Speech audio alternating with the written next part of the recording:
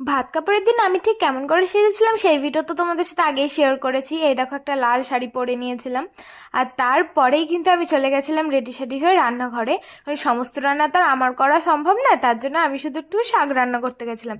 আমাকে কিন্তু দিদা বলে দিচ্ছিল কি কি দেবা, তাই সেগুলোই কিন্তু পরিমাণ মতো দিয়ে দিচ্ছিলাম। আর এখন বাদাম দিয়ে শাকটা আমি বেশ ভালো করে নাড়াচাড়া করে তারপরে চলে এসেছিলাম ঘরে। আর ঘরে এসে নিয়ম পালন শুরু হয়ে গেছে। ফার্স্টে কিন্তু দুধ দিয়ে কলা দিয়ে ভেজানো ছিল, সেটা মামা আমাকে একটুখানি খাইয়ে দিল, তারপরে ওই বাটিটা কিন্তু আমাকে দিয়ে দিয়েছে।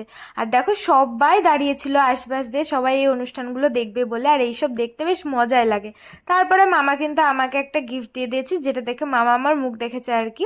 তারপরে এই যে ভাত কাপড় অনুষ্ঠান কিন্তু শুরু হয়ে গেছে। আমাদের দুজনকে কেমন লাগছে অবশ্যই কিন্তু কমেন্ট করে জানাবে। দেখো এতগুলো খাবার, তার সাথে আলতা সিঁদুর শাড়ি সমস্ত কিছু কিন্তু নিয়ে আমার বর দাঁড়িয়ে পড়েছে। এবার আমার হাতে তুলে দেওয়ার আগে বলছিল তিনবার যে আজ থেকে তোমার ভাত কাপড়ের দায়িত্ব আমি নিলাম। তো এই